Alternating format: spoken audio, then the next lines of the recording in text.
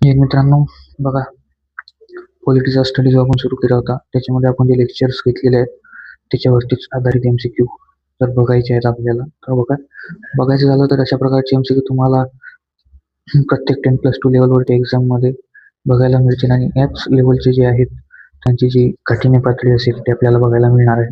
तर बघा, तुमचा आजचा पहिला प्रश्न आहे, समाजवादी व धर्मनिरपेक्ष हे शब्द कोणत्या दुरुस्तीने जोडले? तर बघा, ऑप्शन 1 42वी घटना दुरुस्ती, ऑप्शन 2 44वी घटना दुरुस्ती, ऑप्शन 3 24वी घटना दुरुस्ती, ऑप्शन 4 52वी घटना दुरुस्ती. तर बघा, याचं बरोबर उत्तर असणार आहे तुमचं ऑप्शन क्रमांक 1 42वी घटना दुरुस्ती. जर बघायचं झालं तर 42वी घटना दुरुस्ती 1976ला झालेली आहे. बघा, तर नंतर पुढचा प्रश्न आहे, भारतीय संविधानाची प्रस्तावना स्वीकारली गेली. तर ह्याचं जर या प्रश्नाचं बघायचं झालं तर सरळ उत्तर याचं प्रश्नाचं म्हणणं आहे की जी प्रस्तावना आहे ही कुठल्या दिवशी किंवा कुठल्या तारखेला स्वीकारण्यात आलेली आहे. तर बघा, तुमचं ऑप्शन 1 असणार आहे 15 ऑगस्ट 1947, ऑप्शन 2 26 जानेवारी 1950, ऑप्शन 3 26 नोव्हेंबर 1949, ऑप्शन 4 2 ऑक्टोबर 1949. तर बघा, तुमचं बरोबर उत्तर असणार आहे 26 नोव्हेंबर 1949. बघा, तिसरा प्रश्न, we the people of India याचा अर्थ काय? तर बघायचं झालं तर पर्याय क्रमांक 1 आहे तुमचा सत्ता राष्ट्रपतीकडे, दुसरा पर्याय सत्ता संसदेकडे, तिसरा पर्याय सत्ता जनतेकडे आणि चौथा पर्याय सत्ता न्यायालयाकडे. तर बघायचं झालं तर याचं तुमचं बरोबर उत्तर असणार आहे जी सत्ता आहे ही जनतेकडे. कारण की जर बघायचं झालं तर प्रत्येक डेमोक्रेटिक कंट्रीमध्ये जी सत्ता असते ही डायरेक्ट पद्धतीने असो किंवा इनडायरेक्ट पद्धतीने असो हे त्या देशात राहणाऱ्या लोकांकडे असते. तर पुढचा प्रश्न, भारतात कोणती लोकशाही पद्धत आहे? बघायचं झालं तर थेट लोकशाही, दुसरा म्हणजे संसदीय लोकशाही, तिसरा म्हणजे अध्यक्षीय लोकशाही आणि चौथं म्हणजे लष्करी लोकशाही. तर बघायचं झालं तर लष्करी लोकशाही म्हणजे कोण? पाकिस्तान. अध्यक्षीय लोकशाही आपल्याकडे नाही आहे. थेट लोकशाहीमध्ये जर बघायचं झालं तर आयर्लंड आणि आपल्याकडे जी आहे ती आहे संसदीय लोकशाही. बघायचं झालं तर अशा प्रकारच्या लोकशाहीचे जे आहेत आपल्याला बघायला मिळतं आणि भारतामध्ये जे आहे आपल्याला संसदीय लोकशाही बघायला मिळते. तर तुमचा पुढचा प्रश्न असेल, भारतीय संविधानाची प्रस्तावना कोणत्या देशाकडून प्रेरित आहे? बघा, पर्याय क्रमांक 1 ब्रिटन, पर्याय क्रमांक 2 फ्रान्स, पर्याय क्रमांक 3 अमेरिका आणि पर्याय क्रमांक 4 जे आहे कॅनडा. तर या प्रश्नाचं तुमचं बरोबर उत्तर असणार आहे अमेरिका. कारण जर बघायचं झालं तर आपली जी प्रस्तावना आहे ही अमेरिकेकडूनच प्रेरित आहे. तर बघा, खालीलपैकी कोणता शब्द प्रस्तावनेत नाही? जर बघायचं झालं तर पर्याय क्रमांक 1 आहे तुमचा न्याय, पर्याय क्रमांक 2 स्वातंत्र्य, पर्याय क्रमांक 3 समता, पर्याय क्रमांक 4 शिक्षण. तर याच्यामध्ये बघायचं झालं तर आपल्याला न्याय हा सुद्धा बघायला मिळतो, स्वातंत्र्य जो आहे हा सुद्धा बघायला मिळतो, समता जी आहे ही सुद्धा बघायला मिळतं आणि जे राहिलं आपलं ऑप्शन ते म्हणजे शिक्षण. आपल्याला शिक्षण जे आहे आपल्या भारतीय संविधानाची जी प्रस्तावना आहे किंवा उद्देशिका आहे त्याच्यामध्ये बघायला मिळत नाही. तर बघा, पुढचा प्रश्न, प्रस्तावनेतील स्वातंत्र्य यांमध्ये काय काय समाविष्ट आहे? तर बघा, पर्याय क्रमांक 1 विचार, पर्याय क्रमांक 2 अभिव्यक्ती, पर्याय क्रमांक 3 श्रद्धा आणि पर्याय क्रमांक 3 श्रद्धा व उपासना आणि पर्याय क्रमांक 4 म्हणजे वरील सर्व. बघायचं झालं तर याच्यामध्ये तुमचं बरोबर उत्तर असणार आहे पर्याय क्रमांक 4. कारण की जेव्हा आपण लेक्चर करतो तेव्हा आपण बघितलेलं आहे विचार, अभिव्यक्ती, श्रद्धा, उपासना किंवा कुठे राहण्याचे जे स्वातंत्र्य आहे किंवा बोलण्याचे स्वातंत्र्य आहे किंवा आपल्या धर्माचे पालन करण्याचे किंवा कुठल्याही दुसऱ्या धर्माचे जर स्वमते किंवा स्वविचाराने पालन करायचे असेल तर त्याचे स्वातंत्र्य आहे. तर नंतर पुढचा प्रश्न जो आहे, धर्मनिरपेक्ष राज्य म्हणजे काय? तर राज्य धर्म असणे, धर्म नाकारणे, सर्व धर्मांना समान वागणूक आणि धर्मावरील बंदी. बघायचं झालं तर याचं तुमचं बरोबर उत्तर असणार आहे पर्याय क्रमांक 3, सर्व धर्मांना समान वागणूक. प्रस्तावनेतील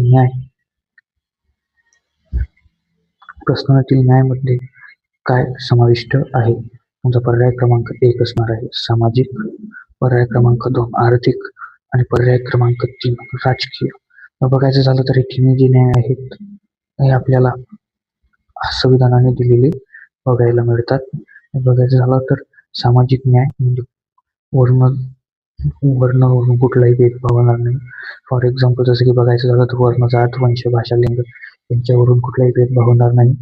आर्थिक तंटे सोडवण्यात येतील आणि जे राजकीय जे आहे, राजकीय क्षेत्रात सर्वांना समान संधी जी आहे ती देण्यात आलेली आहे. पुढील प्रश्न असणार आहे, प्रस्तावनेतील समता म्हणजे काय? कायद्यासमोर समता, संधीची समता, दर्जाची समता. बघायचं झालं तर याचं बरोबर उत्तर असणार आहे तुमचं पर्याय क्रमांक 4 वरील सर्व. कारण की आपल्याला बघायला मिळेल कायद्यासमोर समता सुद्धा आपल्याला दिलेली आहे, संधीची समानता म्हणा किंवा समता म्हणा हे सुद्धा आहे, आणि दर्जाची समता हे सुद्धा आपल्याला भारतीय संविधानात प्राप्त होते. तर बघा, बंधुता कशासाठी आवश्यक आहे? तर बघा, पर्याय क्रमांक 1 राष्ट्रीय एकता व अखंडता, पर्याय क्रमांक 2 विभाजनासाठी, पर्याय क्रमांक 3 राज्यसत्तेसाठी, पर्याय क्रमांक 4 राजशाहीसाठी. तर याचं तुमचं बरोबर जे उत्तर असणार आहे ते असणार आहे राष्ट्रीय एकता व अखंडतेसाठी जे बंधुता आवश्यक आहे. तुमचा पुढील प्रश्न, प्रस्तावना कोणत्या कलमानुसार दुरुस्त करता येते? तर बघा, पर्याय क्रमांक 1 कलम 14, पर्याय क्रमांक 2 कलम 21, पर्याय क्रमांक 3 कलम 368 आणि पर्याय क्रमांक 4 कलम 32. जर बघायचं झालं तर कलम 14, 21 आणि 32 या ज्या सुरुवातीच्या कलम आहेत हे आपण लेक्चरमध्ये एक्सप्लेन केलेले आहेत. जर बघायचं झालं तर या कलमांमध्ये तुम्हाला कलम 21 मध्ये उच्च शिक्षणाचा अधिकार किंवा 32 मध्ये आपल्याला बघायला मिळेल. जर बघायचं झालं तर हे तिन्ही जे कलम आहेत हे आपल्याला जे आहेत आपल्या मूलभूत हक्कांशी संबंधित आहेत. बट कलम जे आपले 368 आहे ते त्याच्याशी संबंधित नाही आहे आणि तेच आपलं बरोबर उत्तर असणार आहे. तर बघा, पुढचा प्रश्न,